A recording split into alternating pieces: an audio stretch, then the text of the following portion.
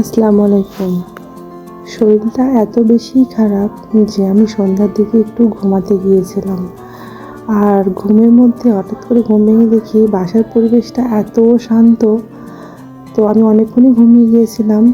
তারপরে ঘর থেকে বের হয়ে দেখি যে এই অবস্থা। আসলে শান্তশিষ্ট পরিবেশ দেখলে এত যে ভয় লাগে, আমার তো অনেক বেশি ভয় লাগে। তো ভয়ের কারণটা একদম ঠিক হয়ে দাঁড়ালো যে কিছু না কিছু তো কোথাও কিছু একটা হচ্ছে। তো এখানে এসে দেখি এই অবস্থা, আর এই যে এখন প্রায় রাত 11টা বাজে। হ্যাঁ, এই সময় ওরা এই কাজটা করতেছে। এখন এগুলো পরিষ্কার করা, ওদেরকে পরিষ্কার করা, এগুলো ক্লিন করতে করতে আমার যখন কয়টা বাজবে তার কোনো ঠিক নাই। এখন আফসোস হচ্ছিল যে কেন যে আমার শরীর খারাপটা হলো আর কেন যে আমি ঘুমালাম।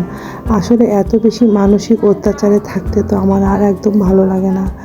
2 জনের এত জ্বালা, এত দুষ্টুমি, তবে সব কিছুর মধ্যেই আলহামদুলিল্লাহ।